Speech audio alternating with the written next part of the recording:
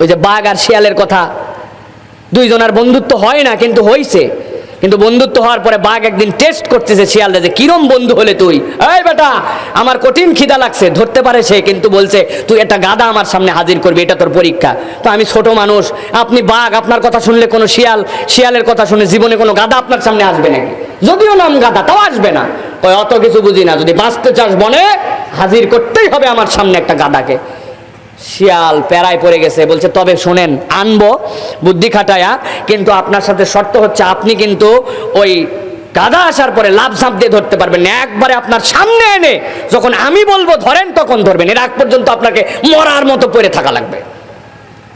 ঠিক আছে, যা যায় গাধার কাছে বলছে, গাধা আমাদের বনের তুই দেখিস তো আমি কত ছোটখাটো মানুষ, কিন্তু শিয়ালের সাথে আমার বাঘের সাথে কি খাই খাতির জানিস কি জন্য? এটা জবের বুড়া হয়ে গেছে, এর কোনো গায়ে শক্তি নাই, কিচ্ছু নাই, এর কোনো ক্ষমতাও নাই, দাঁতেও কামড় নাই, এই জন্য না আমি পাশে ঘুরি। কয় না বাবা আমার বিশ্বাস হয় না।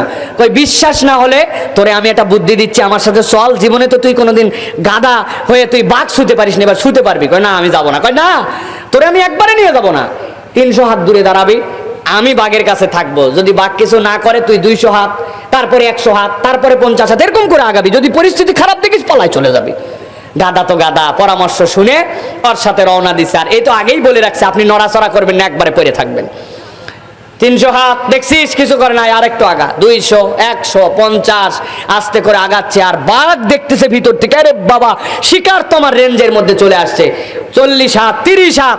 বাঘ আর সহ্য করতে পারে নাই, শিয়ালের সিগন্যালের আগেই গাধা ধরার জন্য এমন হুঙ্কার দিয়ে ঝাঁপ দিছে। ঝাঁপ দেওয়া লাগবে মাত্র 30 ধাপ দূরে, কিন্তু উত্তেজনা ভিতরে এমন পাওয়ার এমন মারছে 100 হাত দূরে যায় পড়ছে। গাধা দেখছি রি বাবা অল্পের জন্য বাইচে গেলাম, পরিমরি করে দৌড়াইয়া বাঘ ফিরে আসার আগে বাড়ি। গাধা বাঘের শিয়ালের কাছে এসে বলতেছে, উল্টা বকা খাচ্ছে শিয়ালের দ্বারা, এই আপনারে বললাম চুপ করে থাকতে, দিলেন লাভ দিলেন 30 হাতের জায়গায় দিলেন 100 হাত দূরে, মাথা ঠিক আছে নাকি আপনার? শিয়াল বকতেছে, বাঘরে চাটা কথা। অপমান হওয়ার পরে বলতেছে যে যতই তুমি ভাব নাও যাই করে উত্তেজনা সহ্য করতে পারি নাই, কিন্তু তাই বলে মনে করো না যে আমার গাধা খাওয়ার স্বাদ মিটে গেছে, এটা না, তোমারে নিয়ে আসতেই হবে। কয় আরে আপনার সামনে থেকে যে গাধা একবার গেছে, জীবনে কোনদিন এই গাধা আপনার সামনে আসে নাকি? ওগুলো বুঝি না, নিয়ে আসাই লাগবে। বললাম তো বললাম, কথা ফাইনাল, না হলে তোরে শেষ করে ফেলবো। কয় তাহলে ওয়াদা করেন এবার আর ভুল করবেন না, একবারে চুপ করে থাকবেন, আপনার কানের মধ্যে আমি আঙ্গুল দিব, ল্যাজ দিব, তাও কিছু বলবেন, আমি যখন বলবো ধর তখন ধরবেন। ঠিক আছে যা, একবার ভুলে চার হবে না। সেই গেছে গাধার কাছে, তুই আমারে ফাঁসাইছিলি, আবার শিয়াল আসছিস। করে গাধা কথাটা শোন, যদি ফাঁসাই থাকি তাহলে লজ্জা থাকলে তোর কাছে আসি পালায় থাকার কথা, আমি আইছি কি জন্য শুনবি তো আগে। বুদ্ধি তো সাংঘাতিক। বলে কে? বলে এর আগ পর্যন্ত তো দাঁতটা ছিল না, ঠিক আছে, এখন এই বাঘের এমন হয়েছে মাথাও ঠিক নাই। বলে তার প্রমাণ? কই তোর মতো একটা শিকার 30 হাত সামনে, ওরা ধরা কোনো একটা ব্যাপার, যদি মাথায় ঠিক থাকতো তাহলে তো যাই খপ করে তোরে ধরতে পারতো। ও লাভ দিছে 100 হাত দূরে, বুঝিস নাই ওর মাথাও ঠিক নাই। আমি দেখলাম এখন যায় মাথা ঠিক নাই, এখন কেলায়ও পড়ছে। জীবনে তুই তো গাধা, তোর ভালো চাই, জীবনে কোনোদিন শুয়ে দেখতে পারিস নাই, তোর ল্যাজ দিয়ে তুই আজকে যায় কানের মধ্যে খুরখুরি দিবি, তারপরেও দেখবি কিচ্ছু বলবে না। পটে গেছে, আবার আসতেছে 200 হাত, 100 হাত, 50 হাত, 30 হাত, 40 হাত, 10 হাত, ইরি বাবারে বাবা। তারপরেও দেখে কোনোভাবেই বাঘ নড়ে না। গাধা খুশি হয়ে জীবনের প্রথম হাতটা দিছে বাঘের গায়ে, তাও দেখি বাঘ কিছু করে না। এরপরে কান ধরতেছে মুখ দিয়া, তারপরেও বাঘ কিছু করে না। গাধা খুশিতে বেকারার। হঠাৎ করে শিয়াল সিগন্যাল দিছে, এখন ধরেন। খাপ করে ধরে ফেলছে, ধরে এক থাবা দিছে বুকের মধ্যে, আরেক থাবা মাথায় দিছে। বুকে থাবা দিতে বুক ফাটে গেছে, রক্ত সব চুষে খাইছে, মাথা ফাটায় দিছে।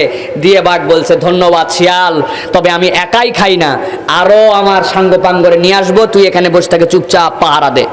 শিয়াল রে পাহারা দিতে গেছে, এত কষ্ট টষ্ট করছে, বুক ফাটা, ভিতর দিয়ে দেখতে পাচ্ছে শিয়াল, কলিজা থলথল করতেছে, মাথা ফাটা, ভিতর দিয়ে দেখতেছে মগজ।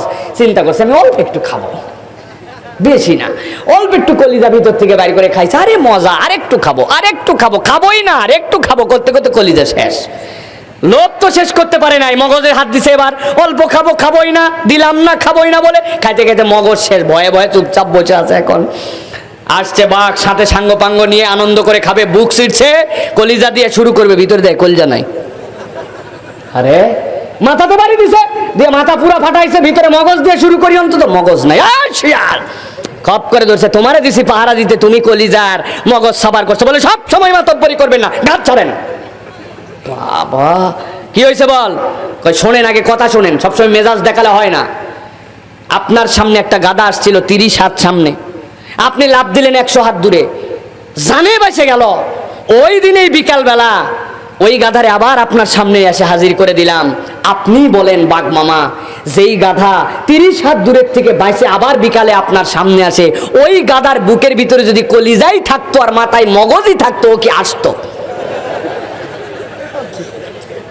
এগুলো ভিতরে নাই, এই জন্য না আপনার কাছে আসছে। আমার বক্তব্য হচ্ছে প্রিয় ভাইয়েরা, হাসানো নয়, মুসলমানের আচার আচরণ দেখলে এত তাফসীর, এত মাহফিল, এত আলোচনা, এত আমাদের ওলামায়ে কেরামের খেদমত, এত জুমার দিনের বয়ান, এত মানুষের অনুরোধ, তারপরেও আমরা কোরআনের সাথে নাই, নামাজের সাথে নাই, নিজেদের জীবন আজ পর্যন্ত পরিবর্তন করলাম না। ভাব দেখলে মনে হয় মুসলমানের কলিজাও নাই, মাথার বুদ্ধিটাও বোধহয় হারায় গেছে।